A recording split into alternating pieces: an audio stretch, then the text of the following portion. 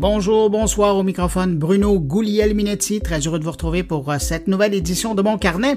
C'est l'édition du vendredi 20 octobre 2023. Une édition un peu spéciale, teintée de mon séjour de quelques jours cette semaine à Seattle pour aller rencontrer les gens de Amazon qui travaillent à innover dans le domaine de la livraison, ceux qui se préoccupent de l'expérience après le clic d'achat.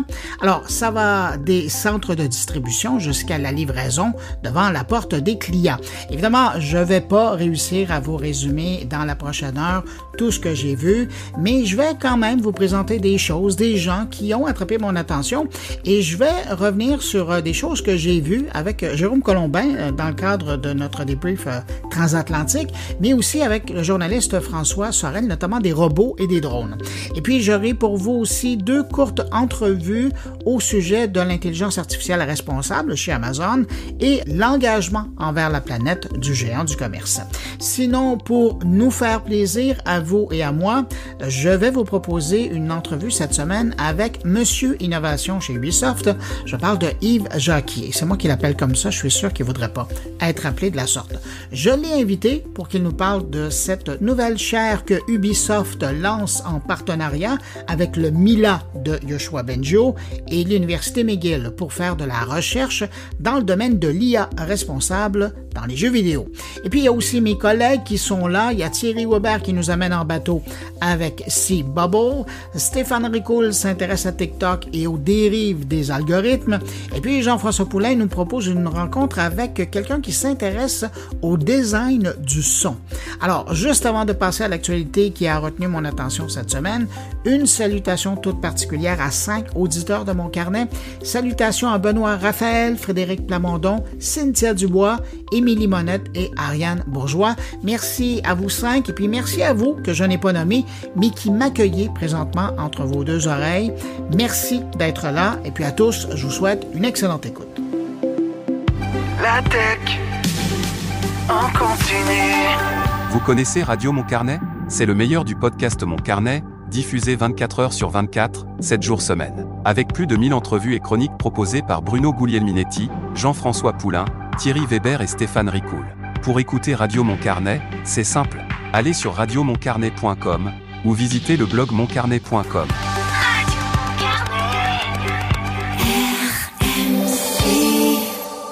De retour au podcast Mon Carnet, en compagnie de Bruno Guglielminetti. Alors, cette semaine, la bombe est tombée. Payez $1 américain pour avoir le droit de s'exprimer sur la plateforme d'Elon Musk.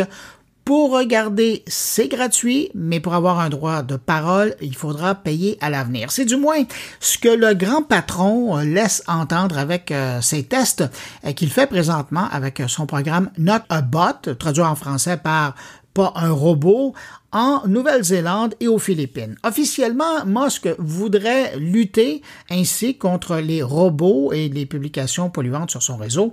Et donc, les nouveaux utilisateurs devraient maintenant d'abord vérifier leur numéro de téléphone, puis choisir un plan d'abonnement annuel à $1 américain pour accéder à toutes les fonctionnalités du service. Ceux qui choisissent de ne pas s'abonner seront en mode lecture seulement. L'objectif est de renforcer la sécurité tout en maintenant l'accessibilité sans affecter les utilisateurs existants. Ça, c'est le message officiel. Mais de l'autre côté, depuis un certain moment, il existe Blue. À l'époque, maintenant, on appelle ça X Premium. Et ça n'a pas empêché énormément de bêtises de s'écrire, même si les gens paient pour être abonnés. Bref, payer, c'est pas gage de qualité. Et puis, il faut aussi dire que c'est pas bête pour Musk parce que, au passage, il attrape un mode de paiement pour chaque nouvel utilisateur, une méthode de paiement qui pourra servir dans la nouvelle phase de l'évolution de X, qui deviendra bientôt une plateforme de paiement. Et puis, en marge de ce test, le site américain Business Insider, normalement bien informé, nous apprend qu'Elon Musk envisagerait de retirer Twitter du marché européen en raison des nouvelles réglementations de l'Union européenne sur la transparence et la modération, notamment le DSA, dont on a parlé la semaine dernière. Cette décision survient après des tensions entre Musk et le commissaire européen, Thierry Breton, qui n'en peut plus de voir tous les problèmes de modération liés à des événements récents. Bien que les utilisateurs européens représentent seulement 9% de la base globale de la plateforme X, Musk verrait ça comme une occasion de réduire les coûts. Le retrait pourrait aussi permettre à Twitter d'éviter d'éventuelles sanctions financières.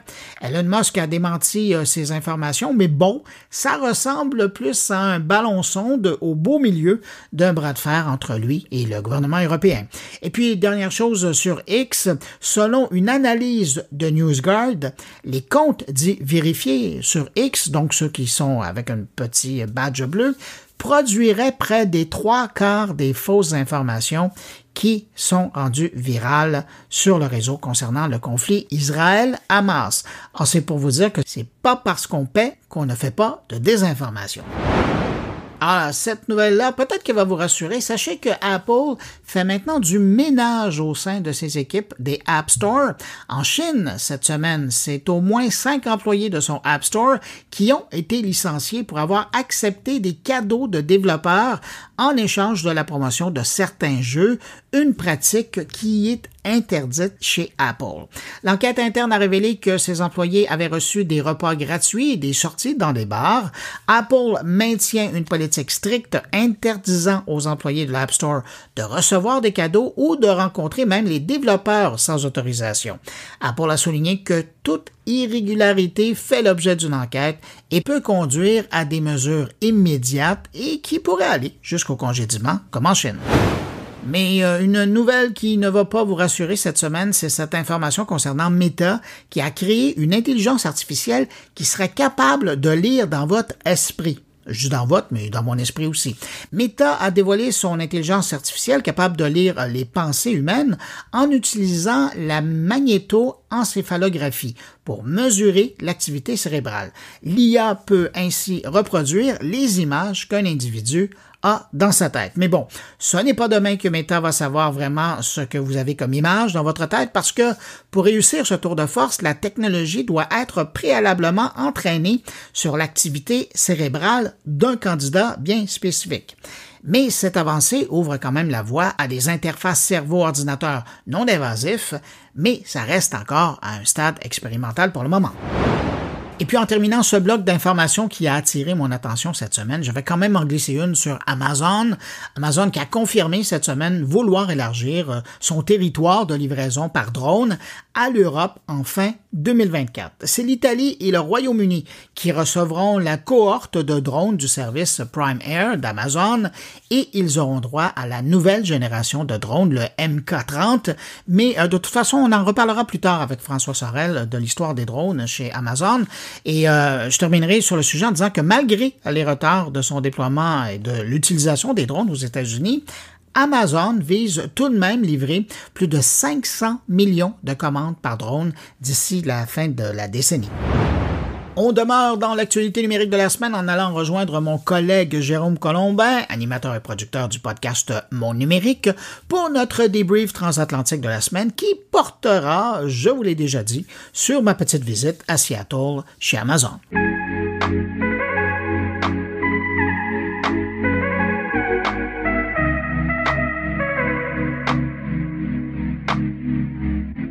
Salut Jérôme Colombin.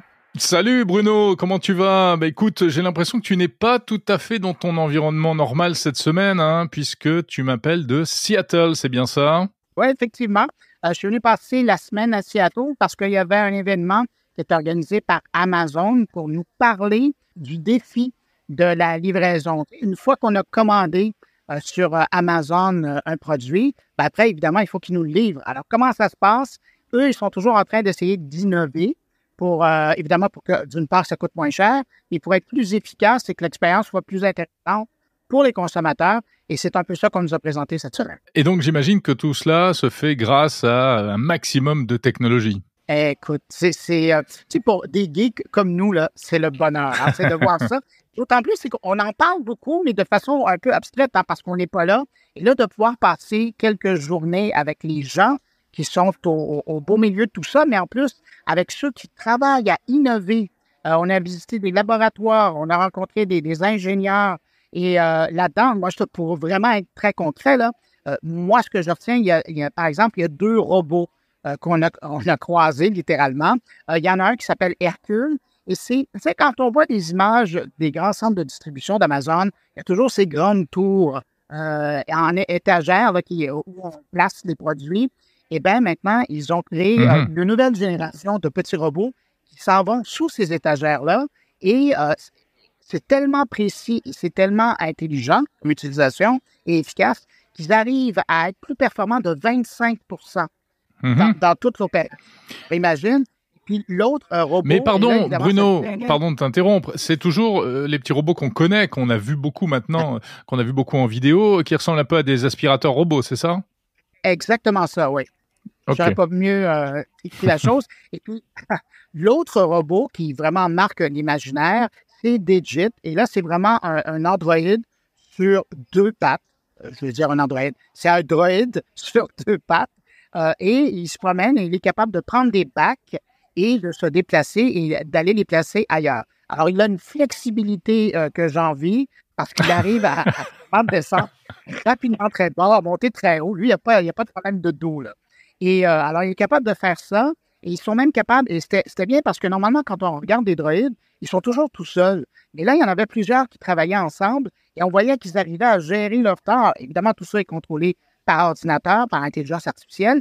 Et c'est là qu'on voit jusqu'où on peut se rendre pour arriver à peaufiner. Mais évidemment, la question qui est soulevée là-dedans, c'est que s'il y a des robots qui font ce boulot-là, c'est-à-dire qu'il y a des humains qui ne le feront pas. Et quand on soulève cette question-là avec les gens d'Amazon, ils disent non, ça, les robots, c'est pour travailler avec les humains.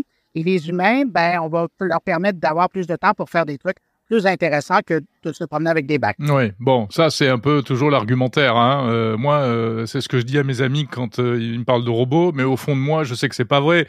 On sait très bien que dans les magasins où on a mis des caisses automatiques, on en a profité pour licencier des caissiers et des caissières. Hein. Donc, c'est vrai que... Mais il faut toujours enrober ça avec un petit discours rassurant. Voilà. Oui, mais de l'autre côté, à ce propos-là, moi, j'embarque un peu parce que, tu le sais, hein, depuis la pandémie, il y a eu énormément de prises de retraite. Les gens, les entrepreneurs sont toujours à la recherche d'employés, ce qui n'était pas le cas avant la pandémie. Alors, ça vient régler une partie du manque de main-d'œuvre. Évidemment, il ne faut pas être naïf, il y a aussi des emplois qui vont être créés par des machines. Oui, puis il faut pas oublier, alors des emplois qui sont pris par des machines, c'est vrai, mais il faut pas oublier aussi tout l'aspect bénéfique. Ce sont des tâches pénibles et remplacer des tâches pénibles par des machines, mais c'est quand même ce que l'homme a pu inventer de mieux sur Terre. Hein. Ça supprime des emplois à court terme, mais ce sont souvent des emplois pénibles. Et là, typiquement, c'est le cas. Donc, c'est impressionnant. J'ai vu tes images de ce petit droïde posté sur les réseaux sociaux. Je vais te poser une colle, Bruno. Est-ce que c'est vraiment Amazon qui l'a conçu et qui le fabrique? Parce qu'il me semblait l'avoir vu au CES de Las Vegas chez un autre constructeur. Eh bien, j'ai fait mes devoirs et c'est effectivement un autre constructeur qui l'a fait pour Amazon, alors que le petit Hercule qui, lui, est sous les casiers, là c'est une production d'Amazon. Mais effectivement, le robot, c'est un tiers. Je pense que c'est une entreprise en Ohio qui a fait ce robot-là. D'ailleurs, j'ai croisé le président de cette entreprise-là sur place et il est bien fier de voir qu'Amazon a été séduit par... son droïde. Oui, ça doit être un joli marché pour une entreprise qui fabrique des robots comme ça, de passer un contrat avec Amazon. En tout cas, il est assez fin, il est assez esthétique. C'est pas le gros robot qui s'appelle aussi Hercule, je crois, de Boston Dynamics. Ouais, non, c'est ça, ça n'a rien à voir avec. Et à quelque part, j'avais presque une bonne pensée pour R2D2. Parce que c'est vraiment dans ce contexte-là qu'on le voit. C'est vraiment, il a 2 pattes, 2 bras, et puis... il se promène avec une bouille intéressante. Ses yeux, ce sont des lumières, alors ça nous interpelle. Alors, on entend derrière toi, Bruno, les annonces de l'aéroport, puisqu'on se parle juste avant que tu remontes dans ton avion pour repartir à Montréal, bien entendu. Et donc, est-ce que, véritablement, tu sens qu'Amazon reste à la pointe en matière de technologie pour le commerce et le e-commerce aujourd'hui? Ben oui, justement, après avoir passé une semaine comme ça à parler avec les ingénieurs, les gens qui sont dans le développement des solutions, on voit eux, pour des raisons commerciales, ils veulent être en avant de la parade, mais c'est aussi dans l'ADN d'Amazon maintenant de faire de la recherche. Puis il y a une composante importante, hein, c'est quand même AWS, c'est pas tellement loin, c'est l'autre porte à côté, et c'est tout l'infonuagique, c'est toute la puissance de calcul. Et tu peux être sûr qu'Amazon en profite aussi. Alors, ils sont les premiers clients de AWS et puis ils en profitent allègrement pour tout ce qui est calcul, tout ce qui est puissance de production informatique. Alors, ça fait un commerçant musclé. Mmh. Ces robots humanoïdes, parce que c'est ça qui est le plus spectaculaire dans l'histoire, est-ce que on va les voir aussi en Europe, tu sais ou pas? Ben, pour le moment, ils sont en train de les tester dans quelques entrepôts ou centres de distribution là, aux États-Unis, mais c'est certain qu'après, ils veulent le faire. Même chose, tu sais, bon, on n'a pas le temps d'en parler et j'en reparlerai un petit peu plus tard, moi, de mon côté, avec François Sorel. Je ne sais pas si tu connais, c'est un journaliste français. Oui, le François Sorel, qui, je crois, était avec toi à Seattle cette semaine. C'est ça. Alors, avec François Sorel, j'en parle, mais je te glisse un mot. Tout le service aérien maintenant, Prime Air, c'est devenu une composante importante chez Amazon et ils ont développé leur propre drone pour faire de la livraison. Bon, bah écoute, très bien, parfait. On attend aussi les petits robots livreurs pour les trottoirs qui se préparent également, voilà. Sinon, de quoi tu parles cette semaine dans mon carnet, juste après notre entretien? Oui, ben justement, alors il y a François Sorel qui va être là pour faire un petit débrief de Seattle par rapport à Amazon. Et puis, j'ai aussi d'autres invités d'Amazon avec qui on va parler de développement d'innovation responsable, on va parler d'intelligence artificielle. Et puis, ben, il y a mes collaborateurs habituels qui vont avec ça. Mais toi, de ton côté, tu parles de quoi, là, après? Ah, bah, écoute, moi, je parle d'une start-up franco-américaine assez originale qui s'appelle Constant Place, qui est montée par un monsieur qui s'appelle Luc Julia, qui est pas un inconnu, avec un autre qui s'appelle Freddy Mini également. Et c'est un truc de fou. Ils vont proposer qu'on vende nos données personnelles à des publicitaires plutôt que de se faire spammer gratuitement. L'idée, c'est qu'on paye pour recevoir de la pub et pour eux, c'est l'avenir du marketing. Voilà, c'est assez incroyable. Sinon, on parle aussi de 5G et de cyber-malveillance, en l'occurrence la sextorsion, le chantage aux images sexuelles. Ah, tu fais vraiment fort cette semaine, hein? Bah écoute, on essaye chacun de notre côté de faire au mieux pour nos auditeurs, mon cher Bruno. Bon, ben d'ailleurs, en parlant des auditeurs, ben je salue les tiens. Je salue les tiens. Et bon retour, bon vol vers Montréal. Salut Bruno. Allez, salut.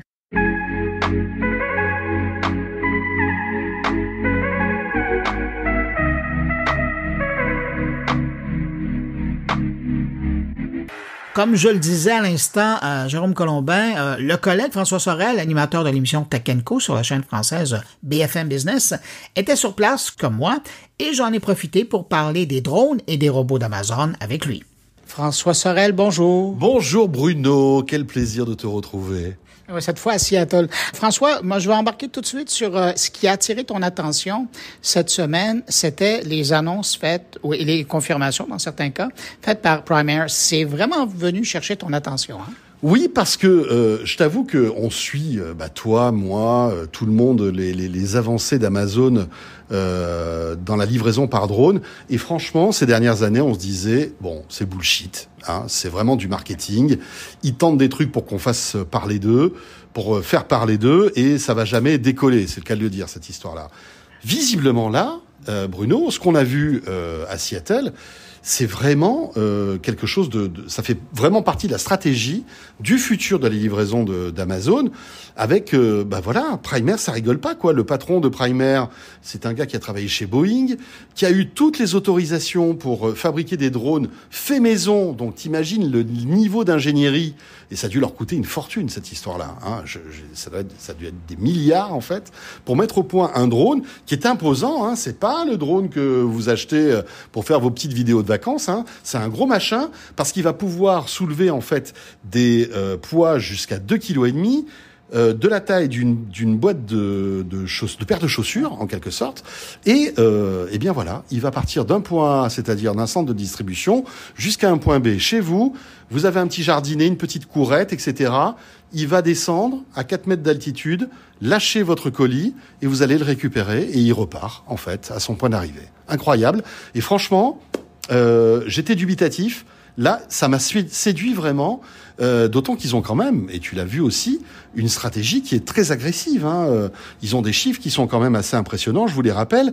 D'ici 2030, 500 millions de colis qui seront livrés par drone chaque année. Et puis, elle va commencer 2024 dans certaines zones aux USA. Et puis, après en Europe. C'est ça qui est intéressant. À la fois l'Angleterre et l'Italie. Donc, on voit que c'est pas un truc, tu vois, pour faire parler les journalistes. C'est vraiment quelque chose qui va véritablement, à mon avis, bouleverser la manière dont Amazon va livrer les choses.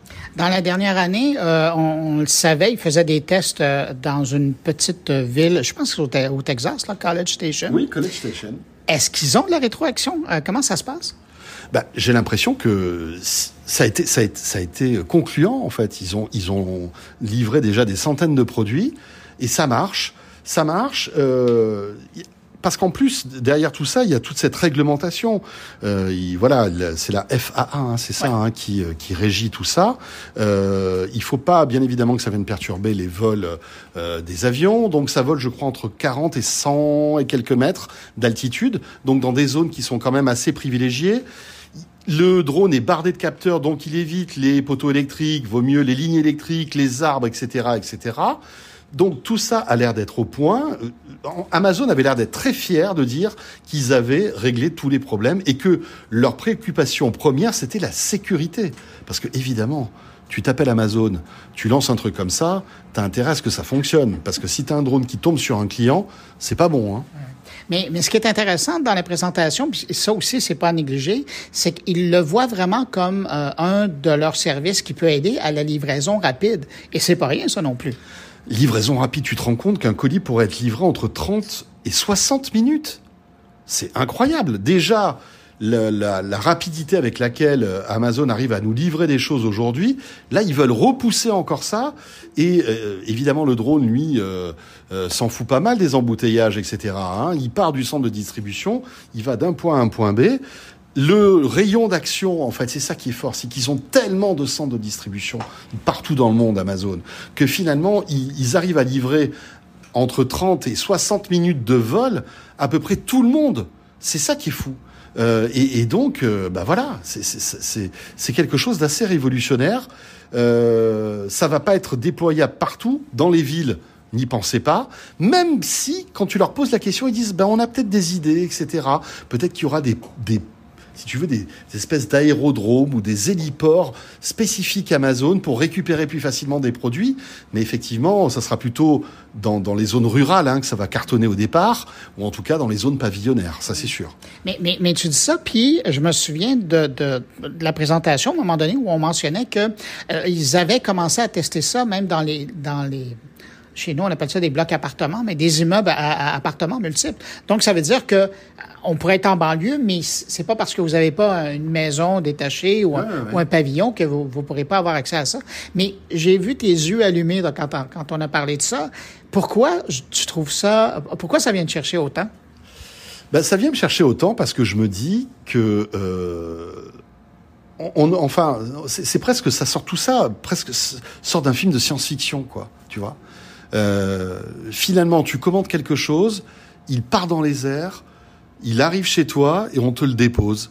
C'est un truc, c'est magique quand même, quoi qu'on dise, tu vois. Alors peut-être que dans 10 ans, ce sera notre banalité et que ça nous fera doucement rigoler. Mais franchement, là, je trouve qu'Amazon fait très très fort. Et puis, ils font très fort aussi parce que ils en ont profité pour communiquer sur tout l'aspect pharmacie. Amazon, c'est aussi Amazon Pharmacie. Et le fait de te faire livrer par drone des médicaments parce que peut-être que tu es malade, tu es souffrant, tu ne peux pas aller dans une pharmacie, te faire livrer ton paracétamol ou tes antibiotiques ou ton vaccin, c'est les exemples qui donnaient par drone, ça a du sens aussi si tu veux, tu vois. Et encore plus que de faire livrer un smartphone ou une batterie. Donc moi je pense que Amazon est plutôt malin. Ils savent que dans le domaine de la santé, ça va vraiment décoller très vite. Il y aura vraiment des usages. En revanche, les CVS, les Walgreens, etc., ont du souci à se faire. Je sais pas ce que t'en penses, mais là, ça va quand même bouleverser la donne parce qu'ils disent que même à terme, ils pourront livrer des ordonnances, des médicaments sous ordonnance. Tu vois. Donc, imaginez un peu l'impact que ça va avoir dans le monde de la santé.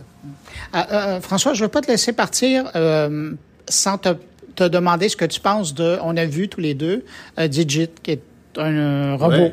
assez impressionnant. Je le mentionnais un petit peu plus tôt avec Jérôme. Qu'est-ce que tu en as pensé de voir un robot comme ça sur deux pattes travailler dans un centre de distribution? Ben, pour faire l'analogie avec ce qu'on évoquait juste avant, c'est encore une fois la science-fiction. C'est-à-dire que c'est la première fois que je vois un drone de cette qualité marcher aussi bien. En vrai, on a tous été bluffés par Boston Dynamics ou par les démos que fait Elon Musk avec son robot. Mais là, on y était, il était à quelques mètres de nous.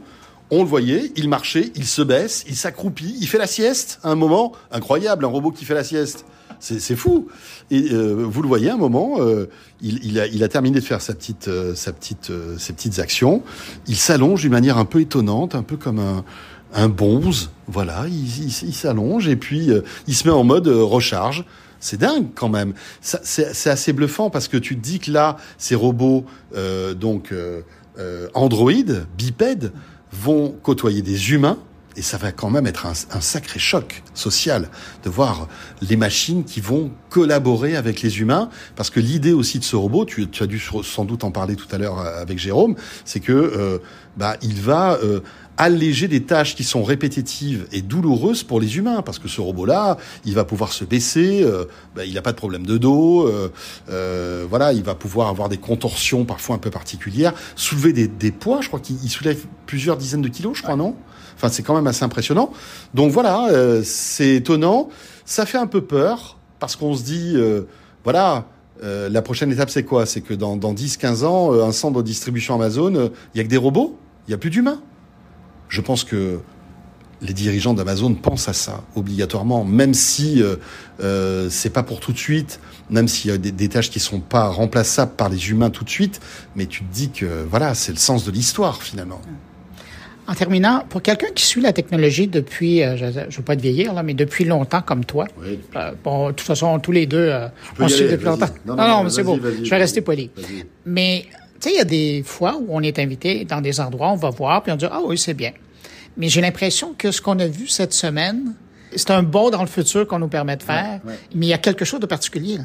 Je suis tout à fait d'accord avec toi. Alors déjà, nous, on vient de très loin. Toi, tu viens de loin, mais nous, on vient de très loin. Il y a quasi 10 000 kilomètres entre Paris et Seattle. Amazon, c'est une boîte incroyable qui, en France, défraie la chronique.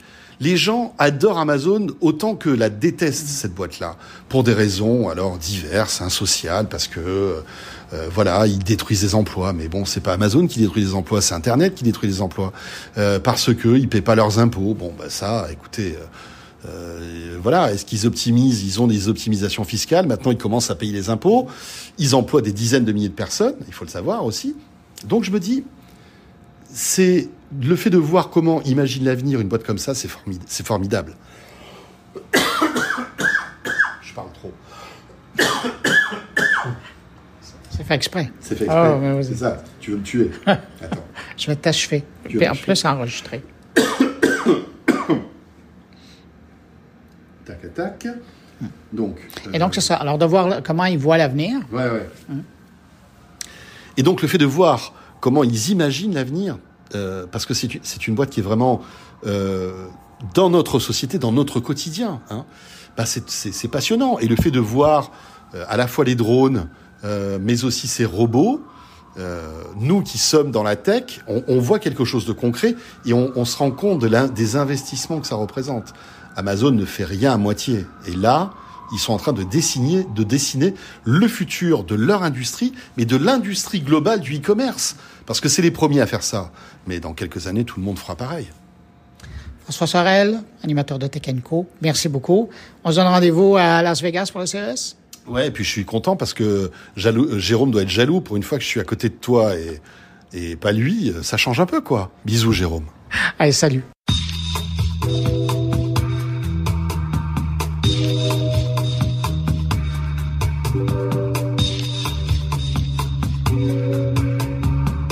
Lors de ma visite à Seattle cette semaine, j'ai croisé Dia Nguyen. Elle est la responsable senior de la pratique de l'IA responsable chez AWS, que je pourrais probablement mieux vous présenter comme simplement la conscience de l'utilisation de l'intelligence artificielle de façon responsable et éthique chez AWS.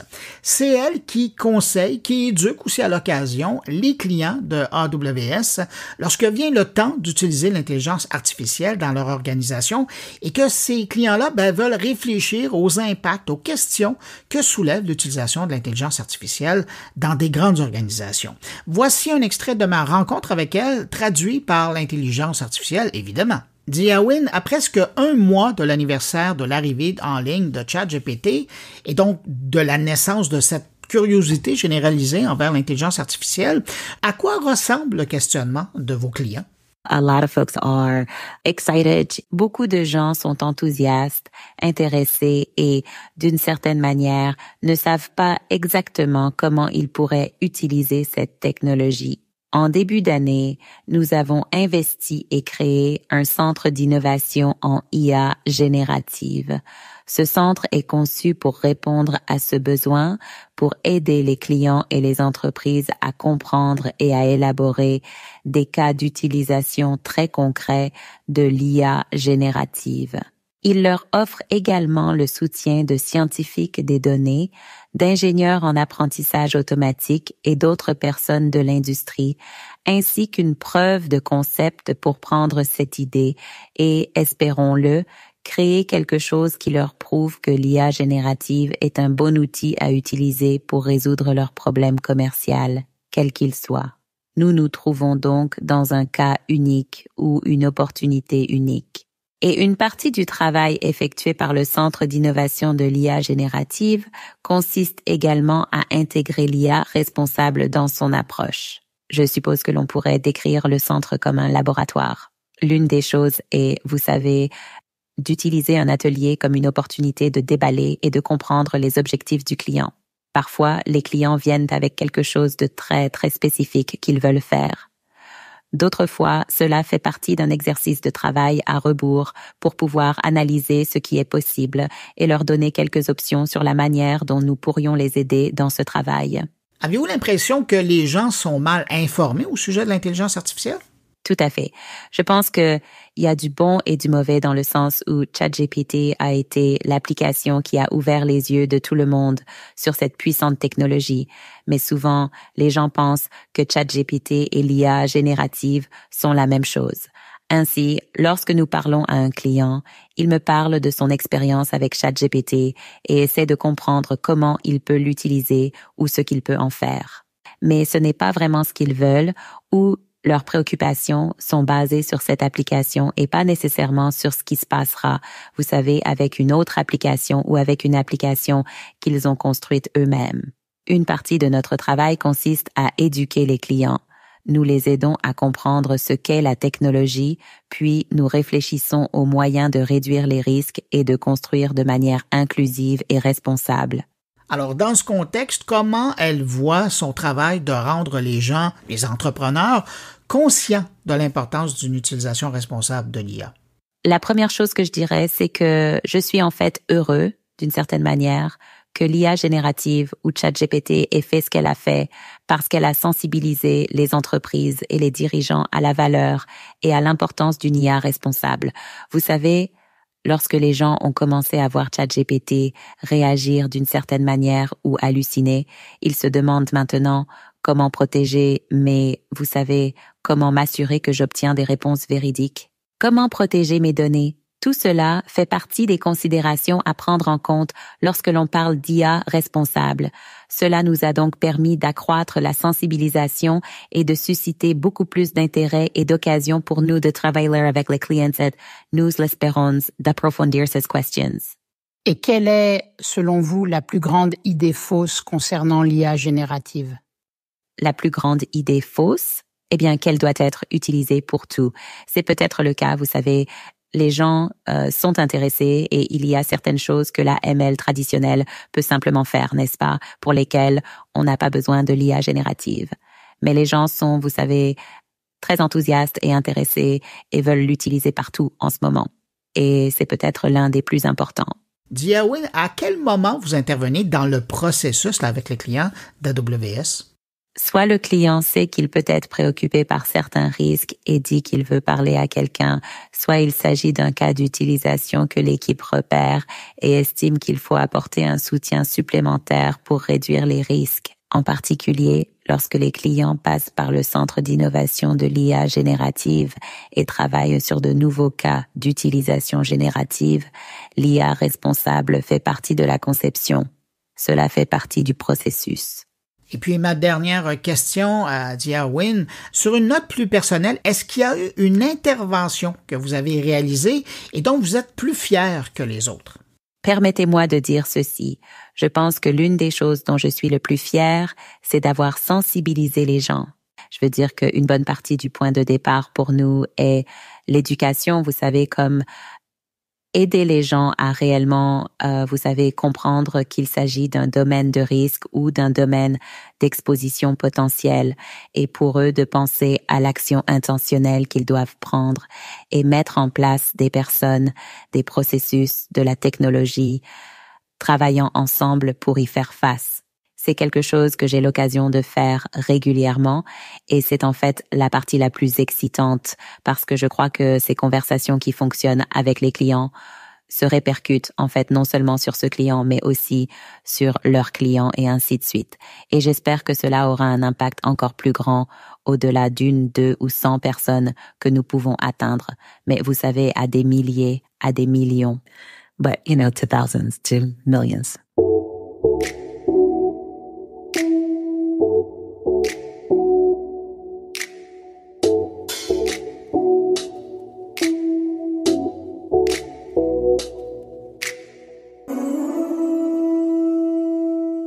Lors de mon séjour à Seattle, j'ai eu l'occasion de visiter leur Centre Bell, le Climate Pledge Arena, l'aréna de l'engagement climatique, si vous voulez. Mais bon, on m'a dit que ça ne se traduisait pas, mais je voulais quand même être certain que vous compreniez bien le sens du nom de l'aréna. Donc, ce Climate Pledge Arena, c'est la maison du club de hockey local, les Kraken. Et deux choses m'ont surpris lors de la visite. D'abord, tous les efforts qui sont mis en place pour arriver à rendre l'endroit carboneutre. C'est un vrai laboratoire, mais vraiment grandeur nature, de ce qui doit être fait pour améliorer, ou du moins qui doit être fait pour avoir le moins d'impact négatif sur notre environnement. Mais l'autre chose qui m'a impressionné, c'est le fait que Amazon avait acheté les droits du centre sportif, non pas pour que ça devienne le Amazon Arena, mais bien que le complexe porte le nom de cet effort, cet engagement de plus de 200 grandes entreprises qui veulent faire une différence dans leur environnement avec des produits et des services plus responsables et plus respectueux envers la nature. Ça fait très côte ouest comme approche, mais ça demeure vraiment inspirant. Et en fait, de bonnes pratiques, il y a beaucoup de leçons à prendre de leur expérience. J'en ai profité pour poser 3 questions à Ken Lykin, qui est le directeur principal du dossier Climate Pledge chez Amazon. Et comme pour l'entrevue précédente, j'ai fait appel à la traduction par intelligence artificielle. Pourquoi avez-vous décidé de vous associer avec les gens de cette aréna pour monter ce projet un peu fou? Et pourquoi ne pas y avoir mis le nom de Amazon pour que ça devienne le Amazon Arena? Well, to answer the second part of your question, répondre à la deuxième partie de votre question, la raison pour laquelle nous avons choisi le nom de l'engagement pour le climat est que nous voulions que le bâtiment serve de rappel régulier et durable de l'urgence de la crise climatique. Nous avons également pensé qu'il serait très intéressant d'essayer quelque chose de nouveau. Nous sommes une entreprise pionnière. C'est dans notre ADN. Nous essayons sans cesse des tas de choses différentes. Beaucoup d'entre elles ne fonctionnent pas. D'autres marchent. C'est quelque chose que nous n'avions jamais fait auparavant en tant qu'entreprise. Nous n'avions jamais acheté les droits de dénomination d'un bâtiment. Fidèles à notre ADN, nous avons donc voulu faire les choses un peu différemment.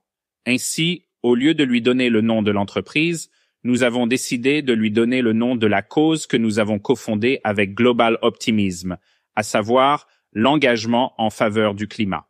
Et, vous savez, rendre la promesse climatique synonyme d'Amazon. En vérité, tout le monde à Seattle connaît Amazon et l'entreprise est très connue, à la fois en tant qu'employeur et en tant que détaillant, n'est-ce pas? Nous sommes l'un des plus grands employeurs privés de la ville. Cette arène nous a donc donné l'occasion de parler de notre travail en matière de développement durable et de celui de nos partenaires.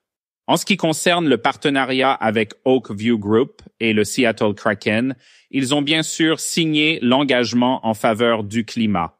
Et honnêtement, ils étaient prêts à relever la barre de la durabilité de ce bâtiment et à décarboniser l'ensemble de leur chaîne de valeur avec nous. C'était la clé d'un partenariat fructueux. Qu'est-ce que vous avez appris de cette expérience jusqu'à présent? Nous avons beaucoup appris. Je pense que l'une des choses les plus importantes que nous ayons apprises, c'est que le développement durable peut être non seulement au cœur de votre modèle d'entreprise, mais qu'il doit l'être. À l'avenir, tout ce que nous faisons chez Amazon est axé sur le développement durable.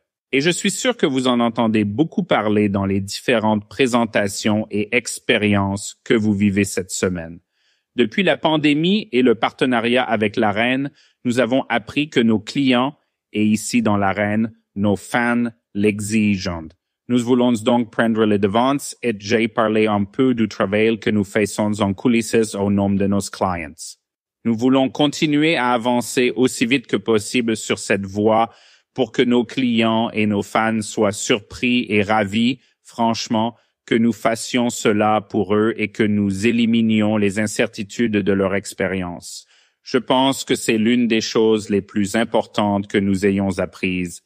Si vous ne pensez pas au changement climatique et à la durabilité, à quoi pensez-vous?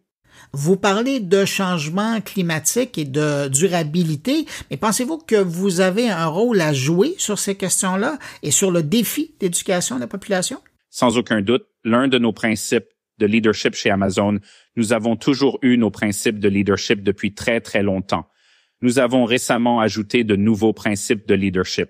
L'un d'entre eux est que notre succès et notre envergure entraînent une large responsabilité. Ce principe s'applique à plusieurs domaines, mais il concerne directement le développement durable. Nous savons que nous sommes une grande entreprise, que nous opérons dans de nombreux pays et que nous avons des millions de clients dans le monde. Et nous avons aussi environ 1,5 million de nos propres employés. C'est une grande responsabilité. Nous méritons l'attention que l'on porte à nos activités et à la manière dont nous répondons aux besoins de nos clients. Le développement durable est donc au cœur de nos préoccupations. Et cette interaction et ce point de contact avec nos clients signifie que nous avons la possibilité d'éduquer et de sensibiliser non seulement sur le travail que nous faisons, mais aussi sur la façon dont le fait d'acheter chez nous et de nous soutenir peut contribuer à une planète plus durable. L'Arène est un moyen très intime de le faire. Car lorsque vous passez 3 ou 4 heures dans ce bâtiment, ne serait-ce qu'une fois, vous apprenez beaucoup sur la façon dont la durabilité est intrinsèque à l'expérience des supporters et vous apprenez beaucoup sur la durabilité. Très honnêtement, rien qu'en étant ici. Nous prenons donc cette responsabilité au sérieux. So we take that responsibility seriously. Alors voilà, c'est cette entrevue avec Ken Yalkin qui termine ce que je vous ai ramené de mon petit séjour à Seattle. J'espère que vous avez apprécié. Au fil des prochaines semaines, c'est sûr que je reviendrai sûrement sur d'autres choses que j'ai vues là-bas.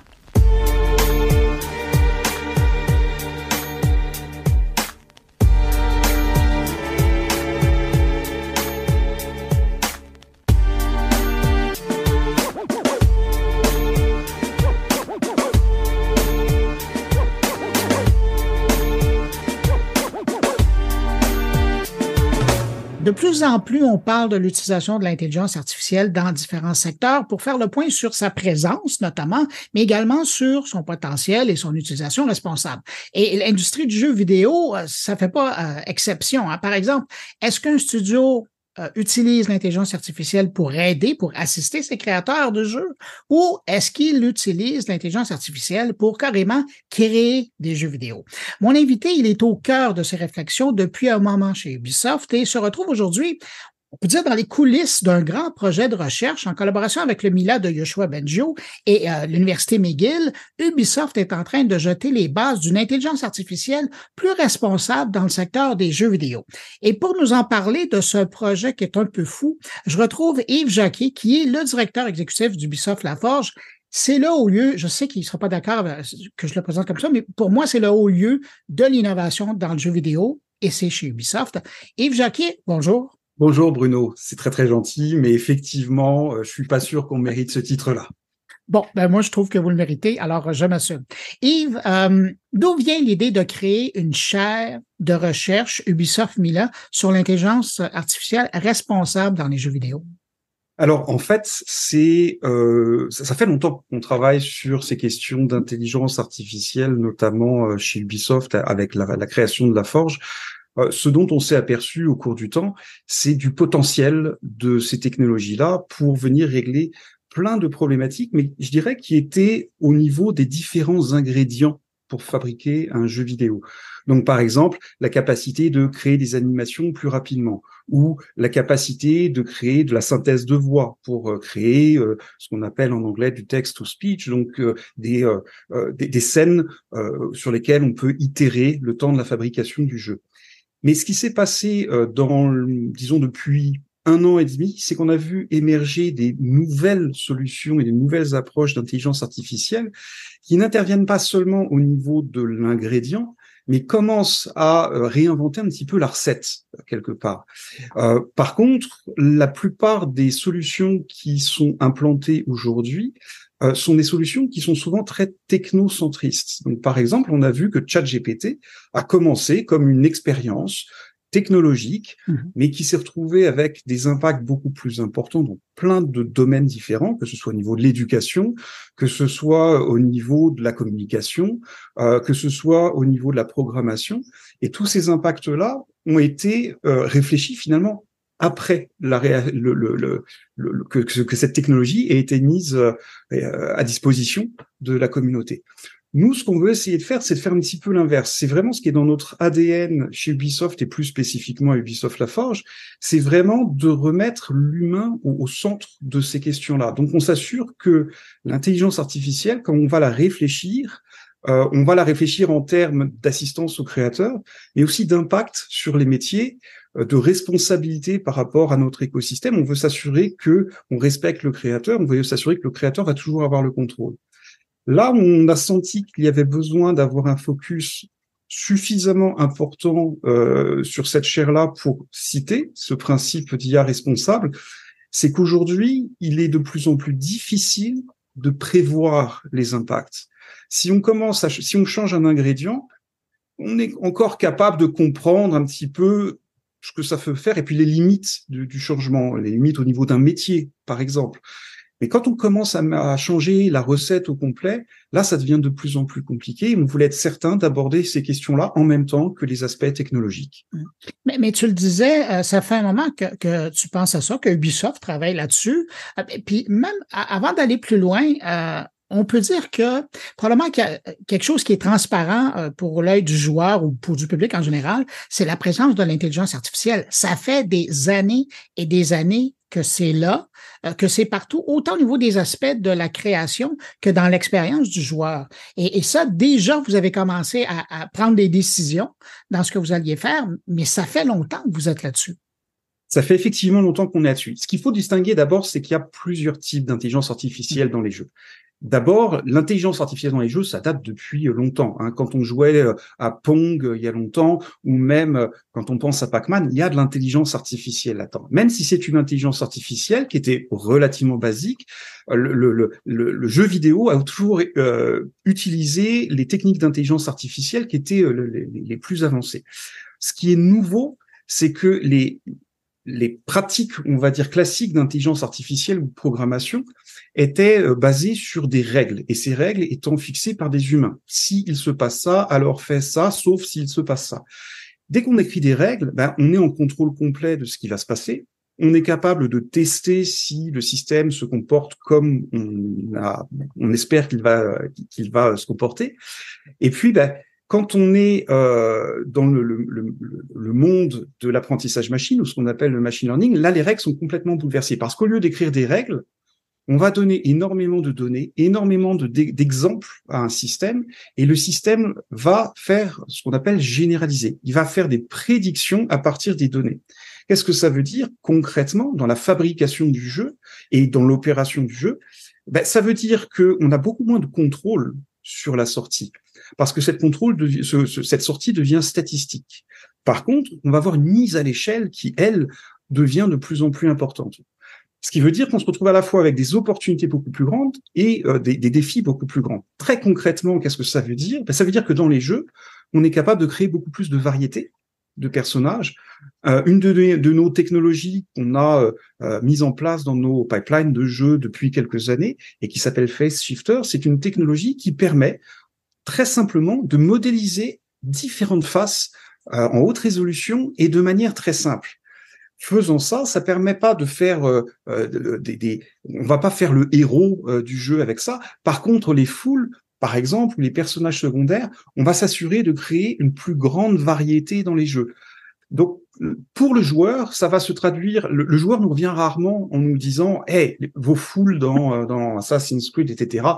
C'est extraordinaire. Par contre, ce que le joueur va nous dire, c'est, je ressens vraiment un sentiment de plus grande immersion dans le jeu. Je sens un plus grand réalisme dans le jeu. Et souvent, c'est avec plein de petits détails comme ça, on va rendre le monde plus crédible grâce à ces outils-là.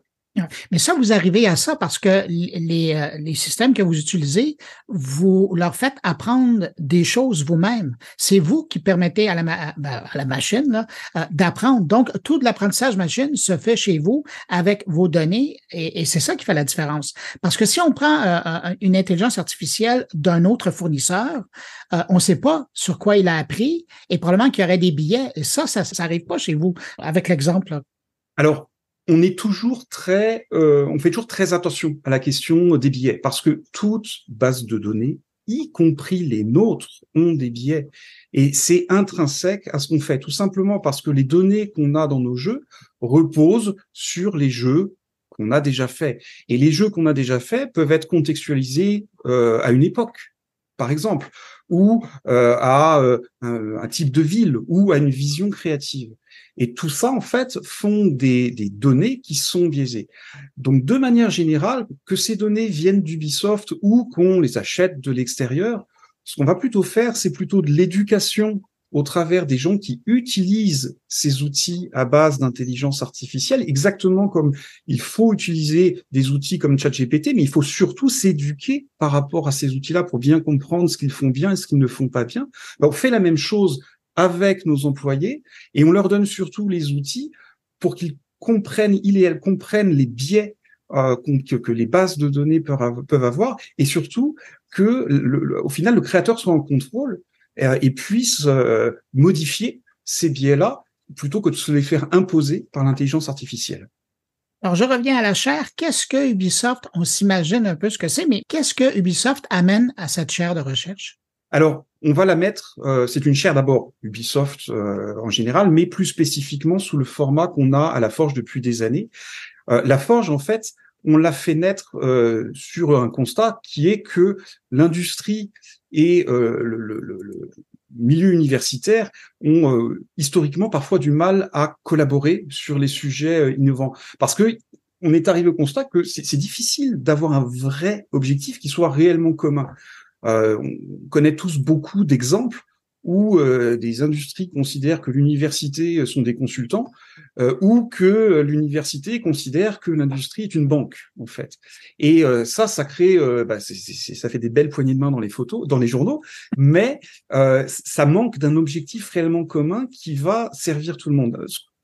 Dans le cadre de cette chaire de recherche, comme pour nos autres projets, l'idée, c'est qu'on va prendre des gens d'Ubisoft, des gens de métier, que ce soit des programmeurs, que ce soit des modeleurs, que ce soit des animateurs, des gens qui viennent du milieu académique, des chercheurs, des étudiants, on les met ensemble à travailler sur des prototypes qui ont le potentiel, dès le départ, on les définit comme ça, soit un potentiel de publication, donc de créer de la connaissance publique, et un potentiel de nous permettre de créer de meilleurs jeux. Et l'idée, c'est là où on se distingue, c'est que les chercheurs et les étudiants qui viennent à la Forge ont accès à tout exactement comme nos employés, c'est-à-dire nos données, nos experts, nos expertises, nos infrastructures, nos engins de jeu, nos technologies, etc. Et puis l'idée, c'est de travailler sur la définition de ces prototypes, de définir des critères clairs à ces prototypes-là pour s'assurer qu'on a à la fois un succès de performance de nos prototypes, mais aussi toujours dans ce cadre responsable. Et c'est là qu'on va compter à la fois sur les gens d'Ubisoft, les gens de métier, mais aussi sur les chercheurs pour venir nous aider à répondre à toutes ces questions-là. Je sais que c'est tôt dans le processus parce que l'annonce vient d'être faite, mais est-ce que vous avez déjà identifié des domaines d'application spécifiques à l'IA responsable que vous pourriez explorer? Ouais. Oui, et énormément. Tout ce qui est génération de personnages, par exemple, c'est un sujet qui est compliqué parce que ça vient à la fois modifier la manière dont les gens travaillent, c'est-à-dire, par exemple, si on prend un modeleur, c'est quelqu'un qui va créer le modèle 3D d'un personnage. Un animateur, c'est quelqu'un, ou une animatrice, c'est quelqu'un qui va créer les systèmes d'animation attachés à ce personnage. Mais on imagine bien que quand on va utiliser des systèmes à base d'intelligence artificielle, soit pour générer des animations, soit pour générer des personnages, soit pour assister le créateur dans ce processus-là, il va falloir que on soit sûr que le créateur ait toujours tous les outils pour pouvoir rester en contrôle finalement de cette technologie-là.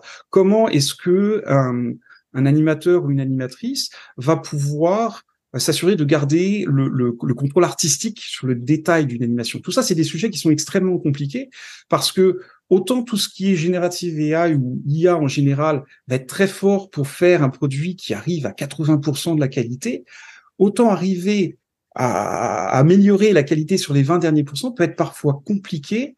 C'est un changement de paradigme complet dans la manière de travailler de nos artistes. C'est un changement de paradigme aussi important au niveau des IA elles-mêmes parce qu'il faut qu'on prévoie les manières d'influencer cette IA. Donc ça fait partie des grandes questions qu'on se pose. Mais on a l'habitude de se poser ces questions-là, donc ça nous fait pas peur. Comment vous allez mesurer le succès de cette chaire de recherche? Ah, c'est une excellente question. On va le changer à notre capacité à transformer la manière dont on fait nos jeux. À quel point ça va avoir un impact. Et quand je dis transformer la manière dont on fait nos jeux, c'est qu'aujourd'hui, on a développé chez Ubisoft des recettes pour créer des jeux. Quand je dis des recettes, c'est pas dans le sens péjoratif, c'est vraiment s'assurer que créer un jeu, c'est super compliqué. Donc on a créé, on sait comment créer des animations, on sait comment créer des environnements, on sait comment associer tous ces métiers-là. On a développé cette expertise-là et ces chaînes de montage-là finalement au travers du temps. Elles sont devenues extrêmement fiables d'abord et optimisées avec le temps. Parce que ça fait longtemps qu'on fait des jeux. Donc, de mon côté, la réussite d'une chaire comme ça, c'est si on est capable de venir s'insérer dans ces chaînes de montage-là sur des portions qui sont significatives, parce que ça veut dire que non seulement les solutions technologiques qu'on va proposer sont pertinentes et probablement plus performantes que nos manières de faire actuelles, mais surtout qu'on aura réussi à accompagner les gens qui sont là pour les piloter, pour leur permettre d'en tirer le meilleur avantage. Parce qu'une technologie toute seule, ça ne suffira pas. Donc c'est vraiment pour nous là la meilleure mesure, cette adoption dans les productions de jeux. En terminant, là, je l'entends du côté de ce que ça veut dire pour les équipes de création, mais ultimement, pour les joueurs, qu'est-ce que ça va pouvoir représenter si les travaux de recherche vont bien? On a 3 axes sur nos projets. Le premier, c'est l'assistance aux créateurs. Donc ça va nous permettre de libérer du temps pour nos créateurs et s'assurer de leur laisser beaucoup plus de temps sur tout ce qui fait vraiment la saveur et l'identité d'un jeu vidéo. Je parlais tout à l'heure des personnages, c'est laisser plus de temps à ceux qui font les personnages dans les jeux pour modéliser avec détail des personnages principaux ou secondaires, parce que tout le travail de fond pour modéliser une foule sera beaucoup plus automatisé. Ça, c'est un premier exemple. Un deuxième exemple, c'est aussi des mondes qui vont être beaucoup plus crédibles. Un exemple, par exemple, et puis je vais le partager avec toi aujourd'hui, quelque chose qu'on a rajouté dans Assassin's Creed Valhalla, qui n'était pas là avant et qu'on a rajouté dans les prochains, dans les assassins qui sont en cours, dont Mirage qui vient de sortir. Les joueurs pourront remarquer que les animations, par exemple, quand on arrive et qu'on veut prendre un objet, souvent c'est un petit peu raide dans les anciens assassins, et puis là aujourd'hui, c'est beaucoup plus souple. Le joueur peut arriver de n'importe quel angle pour arriver à un comptoir ou arriver pour pousser une baliste ou ce genre de choses. Ça va paraître beaucoup plus fluide parce que derrière, on a intégré un système d'intelligence artificielle qui permet cette fluidité-là. Donc aujourd'hui, ça c'est notre deuxième axe qui est de rendre nos mondes plus crédibles, nos mondes ouverts plus crédibles. On a aussi des applications pour tout ce qui est simulation de fluide, simulation de la physique. Les joueurs devraient être dans quelques années à même de plus interagir avec de la fumée, avec de l'eau, qui sont historiquement très lourds à simuler sur une console ou sur un PC ou sur une tablette. Là, on commence à avoir des résultats super intéressants qui permettent vraiment d'aller interagir avec des fluides. Et puis le dernier axe, c'est vraiment quand l'intelligence artificielle va directement impacter l'expérience du joueur. Puis ça peut être plein de choses.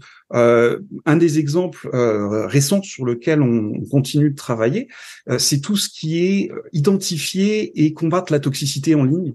On veut s'assurer que l'expérience d'un joueur elle soit agréable de mur à mur quand un joueur accède à un jeu. Et ça passe, oui, par l'expérience du jeu, mais aussi l'expérience de ce qu'il y a autour, comme les chats.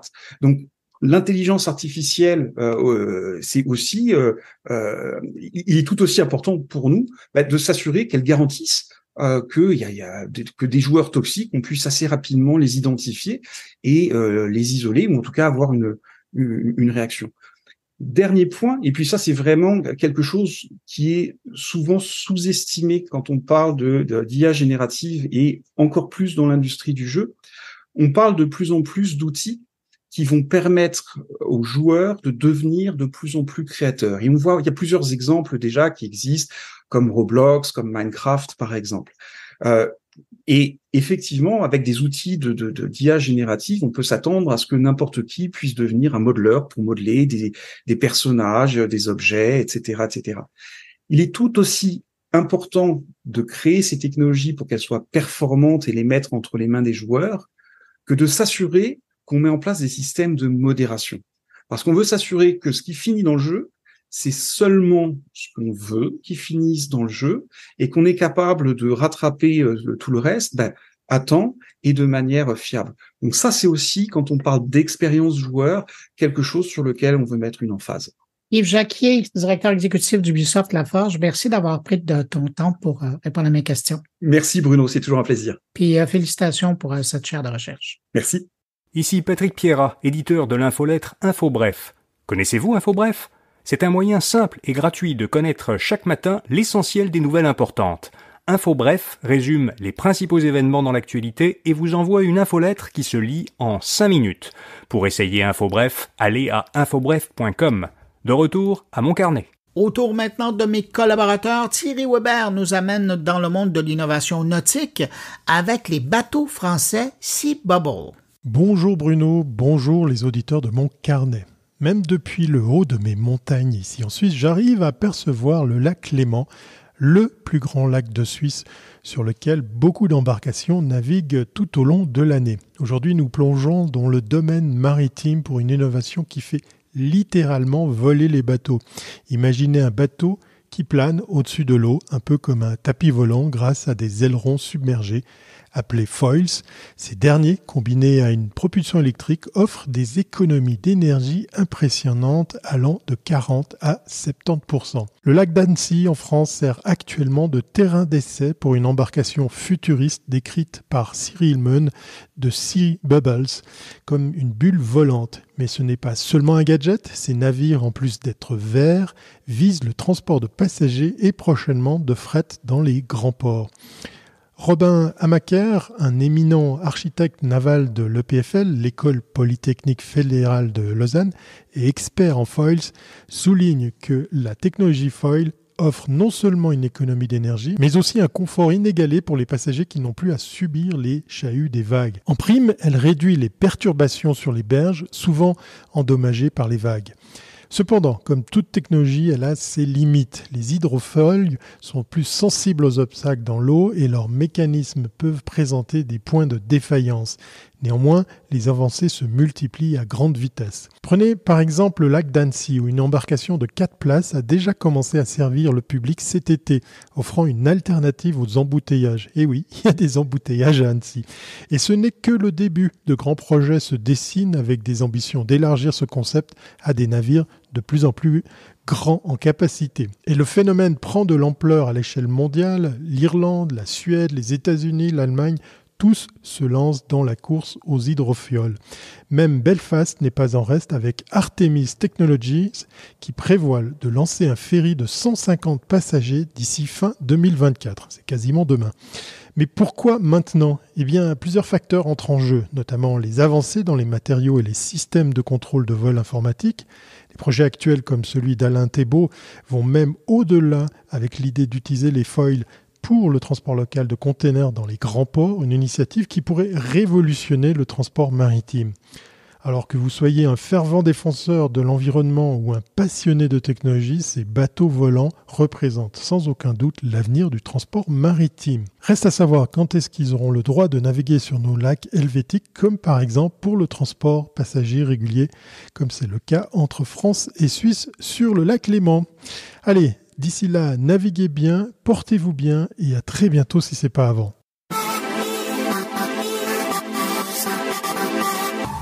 Stéphane Ricoul s'intéresse aux dérives des algorithmes et aux élus qui veulent se donner bonne conscience dans le dossier.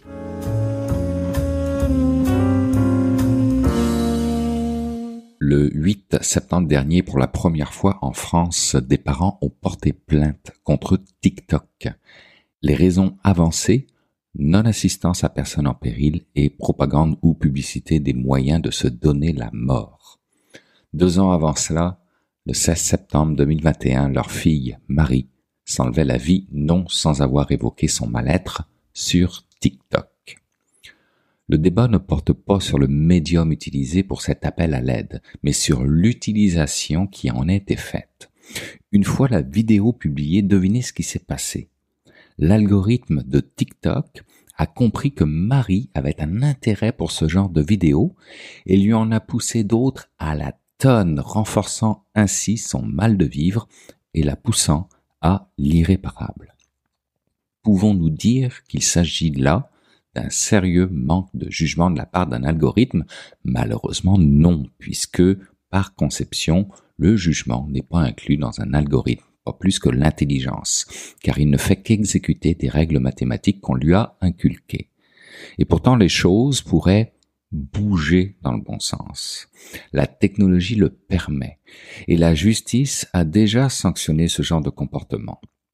En 2022, au Royaume-Uni, une décision de justice a clairement mis en cause pour la première fois les algorithmes des réseaux sociaux dans le passage à l'acte d'une adolescente de 14 ans en 2017. Elle avait consulté sur les réseaux sociaux sur le thème du suicide et Pinterest, à l'époque, n'avait rien trouvé de mieux que de lui suggérer une lecture intitulée « 10 posts sur la dépression que tu pourrais aimer ».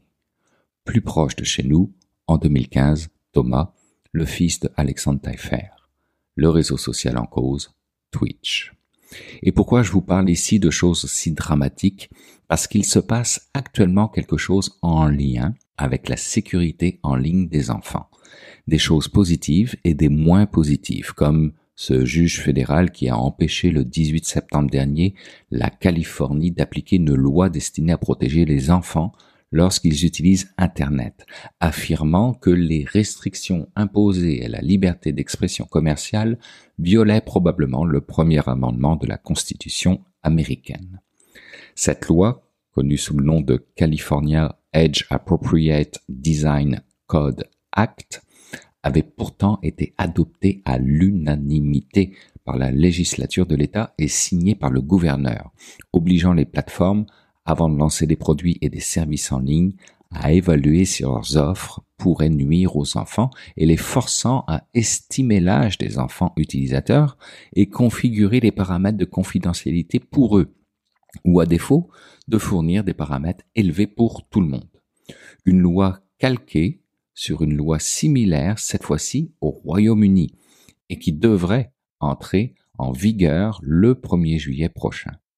D'autres tribunaux ont également restreint les limites imposées à la manière dont les enfants passent du temps en ligne, comme au Texas par exemple, où un juge a empêché cet État d'exiger que les sites web de contenu pour adultes vérifient l'âge et avertissent les utilisateurs des prétendus effets nocifs de la pornographie. Et la bataille contre la trop grande attention que les enfants portent sur les réseaux sociaux semble vouloir prendre de l'ampleur. Le Kirghizistan, pays d'Asie centrale, voisin de la Chine, cherche par exemple à interdire TikTok pour protéger la santé des enfants. Le reproche qui est fait à TikTok est de ne pas réduire l'accès aux informations nuisibles à la santé et au développement des enfants. Une annonce faite le 30 août dernier. En France, le Sénat se contente de menacer le réseau TikTok de suspension pour le moment, mais est tout à fait conscient de l'absence de restriction d'accès aux informations nuisibles à la santé physique et mentale par TikTok.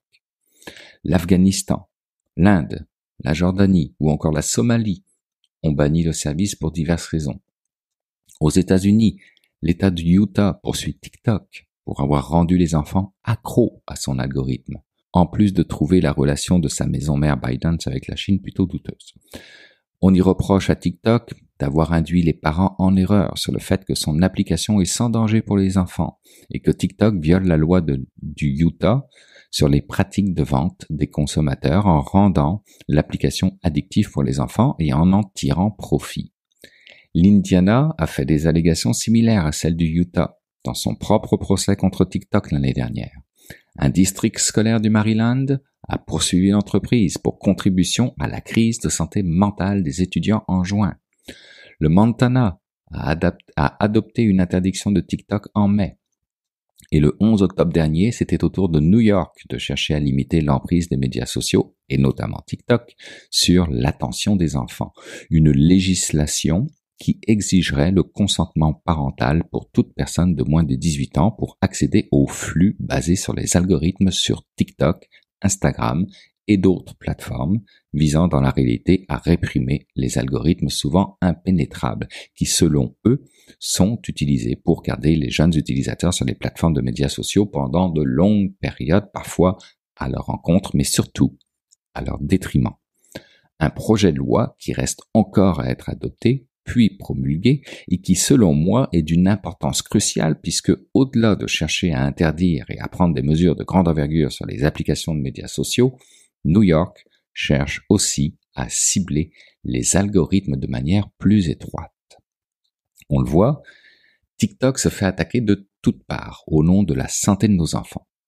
Mais certaines personnes semblent dire que les choses ne sont peut-être pas aussi simples qu'on veuille bien le croire. J'aimerais revenir sur le Sénat en France, qui est allé d'un rapport sur le sujet.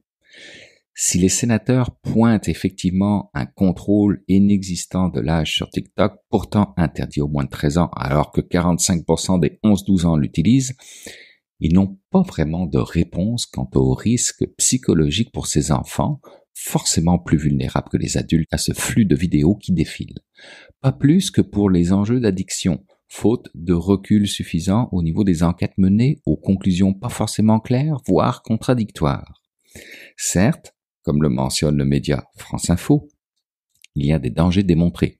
Sur les moins de 3 ans, les données sont cohérentes et prouvent que l'utilisation de TikTok et plus généralement des réseaux sociaux retarde l'acquisition du langage, la reconnaissance des émotions et la motricité fine, ou encore qu'une forte exposition aux écrans retarde l'endormissement et perturbe la nuit. Mais l'idée d'une addiction qui serait créée par TikTok, que les utilisateurs seraient en moins bonne santé mentale ou qu'ils auraient de moins bons résultats scolaires que les autres, tout cela peine pour l'instant à être démontré. Est-ce que TikTok provoque par exemple un effondrement de l'attention ? Les chercheurs n'observent rien de tel. À l'inverse, certaines études pointent aussi des effets positifs. La réduction du stress, la connexion sociale et surtout la créativité. Voudrait-on donc politiquement se donner une bonne conscience en invoquant la santé mentale des enfants ou est-ce une réalité? Toujours est-il que dans leurs conclusions, les sénateurs sont surtout très critiques sur les liens de l'application avec le gouvernement chinois. Il pointe les risques géostratégiques, de manipulation de l'information et le manque de transparence dans le fonctionnement de l'application. Il y a en particulier des zones d'ombre sur la collecte, le stockage et l'exploitation des données des utilisateurs selon Mathilde Fontaise, rédactrice en chef du magazine Epsilon. Et ça fait longtemps qu'on le sait.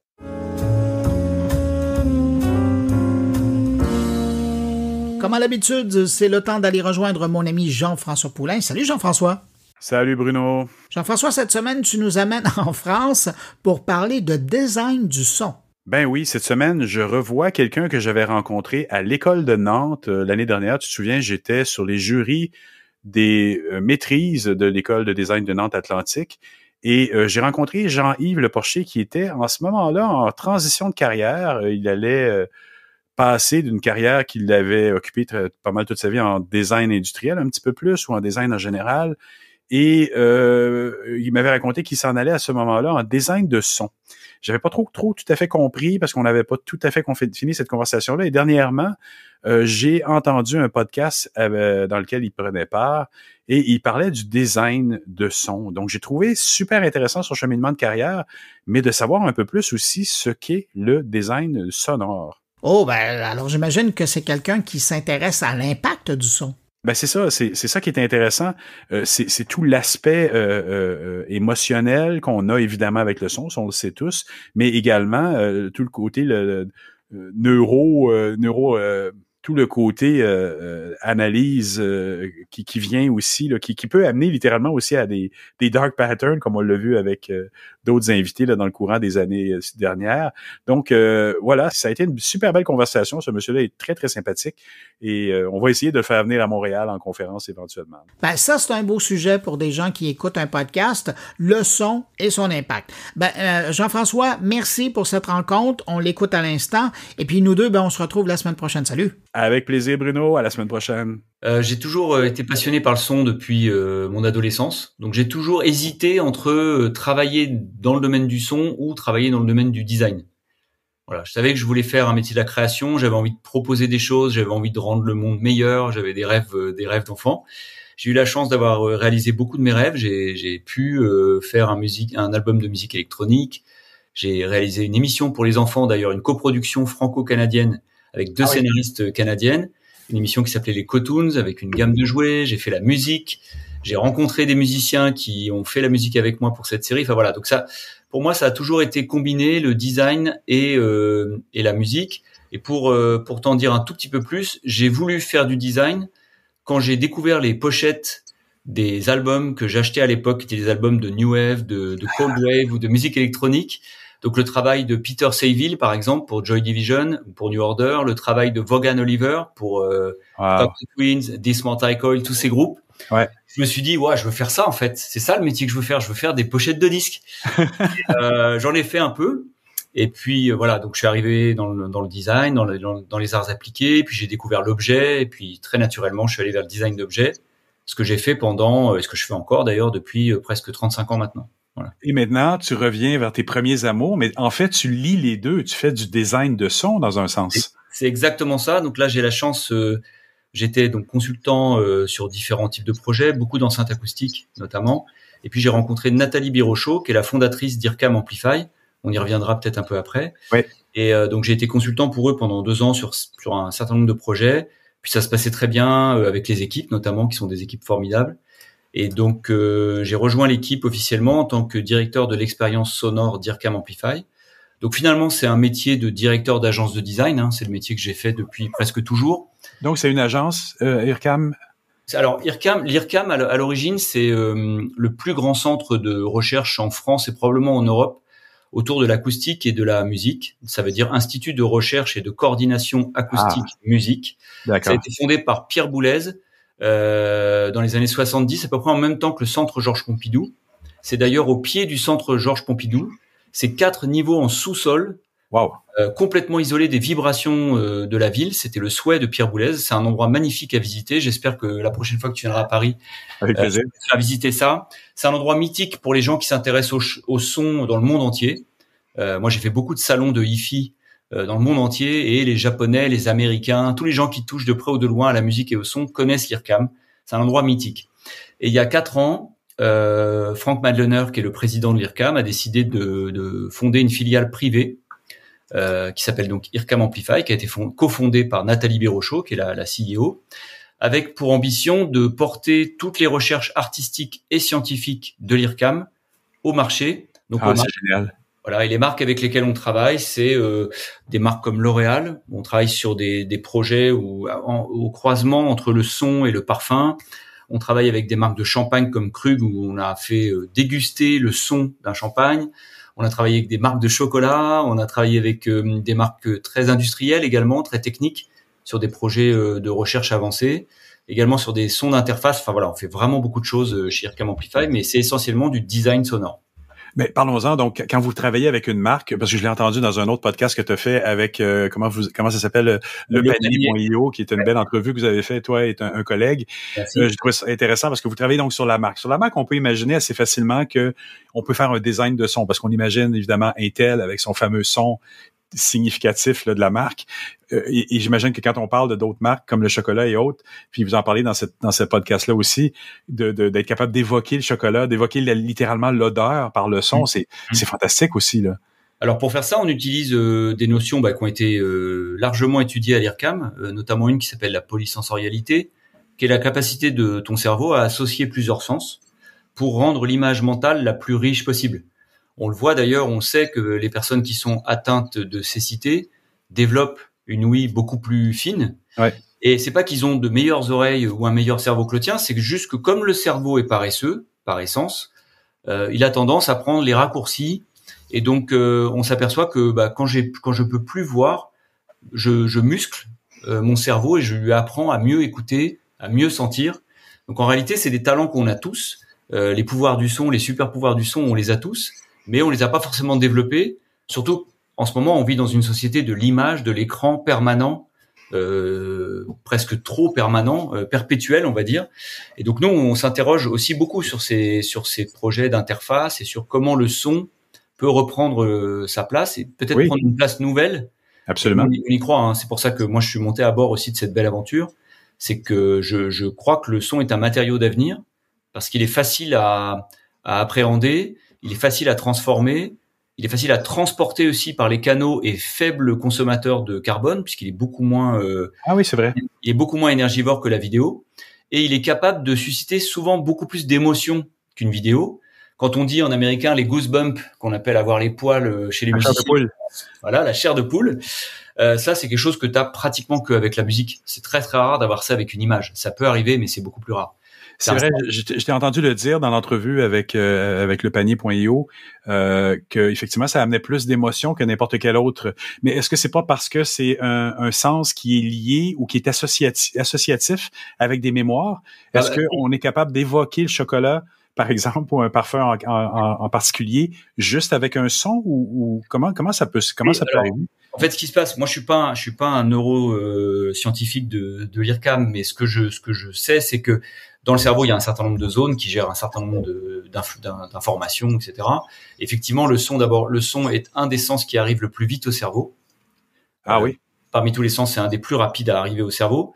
Et c'est aussi celui qui est le plus proche de toute la sphère des émotions et des souvenirs. C'est vrai qu'une chanson que tu entends au loin peut te ramener à un moment d'enfance que tu avais complètement oublié parce que justement, elle est associée à cette aire de musique, par exemple. Donc ça, c'est formidable, c'est une chance. Et la polysensorialité, j'en parlais, c'est vraiment cette capacité, effectivement, où nous, on va faire, par exemple, l'empreinte sonore d'un chocolat ou d'un parfum. Tu pourras les écouter, d'ailleurs, sur les sites, je pourrais te donner les liens. En fait, on va aller travailler avec une méthode qui a été développée à l'IRCAM, qui s'appelle la méthode Speak, qui est une méthode qui permet de mettre des mots sur des sons. Parce qu'en réalité, on s'est aperçu en travaillant avec nos clients que autant on a tous beaucoup de vocabulaire pour décrire un goût, âpre, acide, sucré, etc. On a plein de vocabulaire, notamment en France et au Québec parce qu'on aime bien manger. Mais aussi, on a beaucoup de vocabulaire pour l'odorat, pour les matériaux, mais on n'a pas beaucoup de vocabulaire pour décrire un son rond, un son fluide, un son rugueux, un son mat, un son brillant.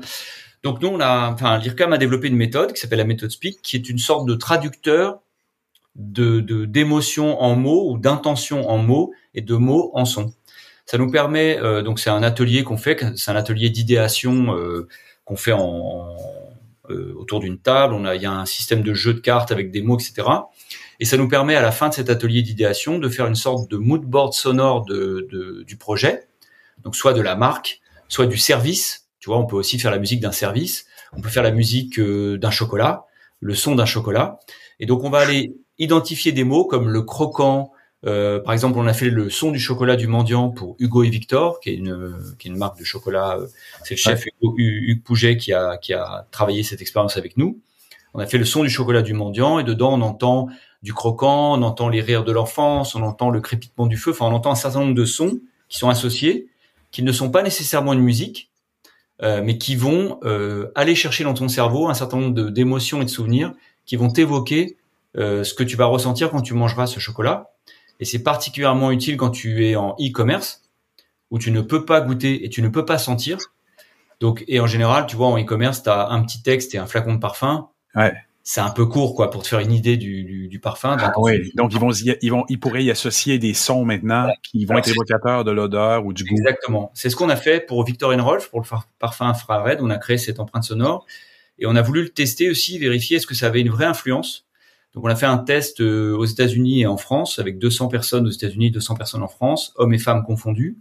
Et on s'est aperçu que lorsqu'il y a un son à côté du flacon de parfum, on augmente les intentions d'achat de presque 20%.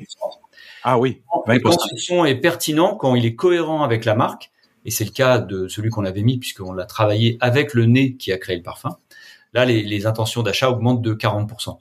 Donc, on voit bien à quel point c'est un matériau qui... Enfin, moi, je parle du son comme d'un matériau puisque je suis un designer d'objets.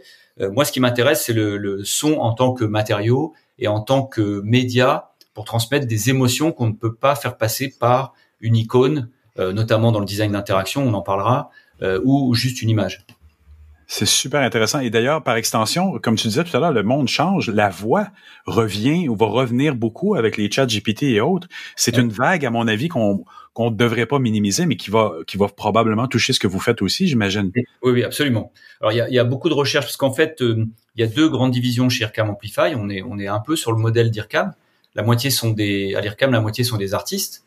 Donc des interprètes, des musiciens, des compositeurs, des fabricants d'instruments, etc. L'autre moitié sont des chercheurs, des scientifiques, des neuroscientifiques.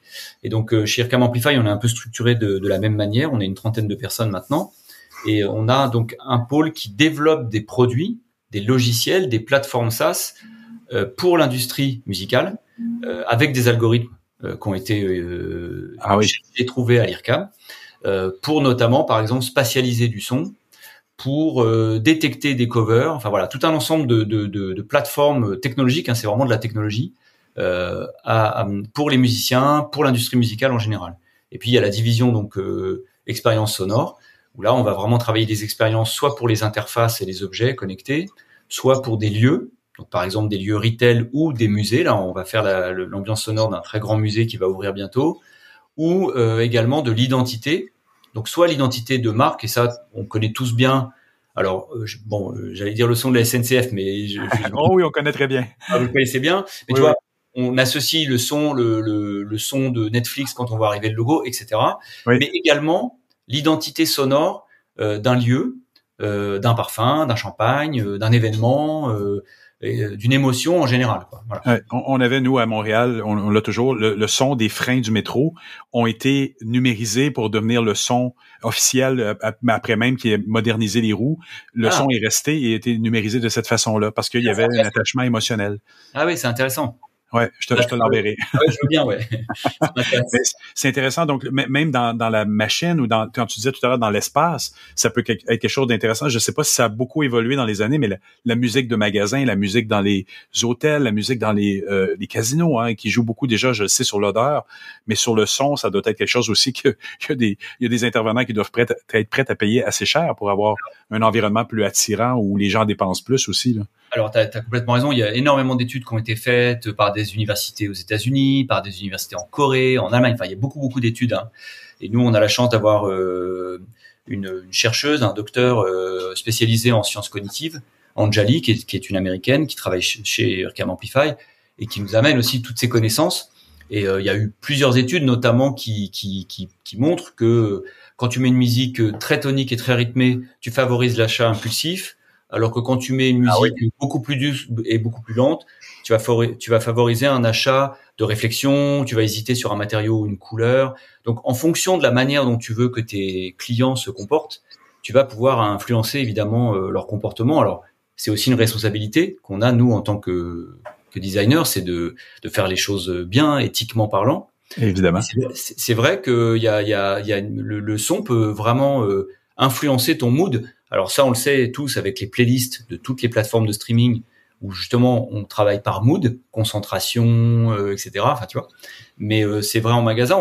Il y a même une étude qui a montré que lorsque on passe de la musique française dans un magasin de vin en Allemagne, on vend beaucoup plus de vin français. Ah oui. C'est juste aussi simple que ça. Aussi simple que ça, ouais. Voilà. Donc c'est hyper intéressant de voir à quel point ça va convoquer un imaginaire qui va complètement t'influencer dans l'état d'esprit dans lequel tu es au moment où tu vis une expérience en magasin ou ailleurs. Jean-Yves, j'aimerais te remercier beaucoup pour cette entrevue. C'était un plaisir et puis je te dis à bientôt.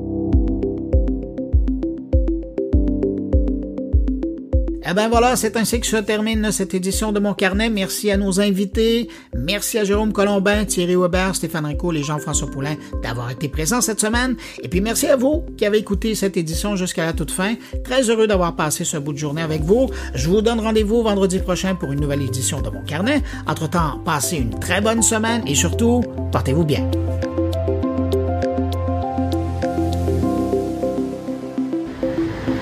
Bienvenue à Seattle. Il est actuellement 21h30 minutes en local. Vous devez adresser assis avec votre ceinture de sécurité débouclée et vos bagages de cabine bien rangés. Et ce geste restera considéré.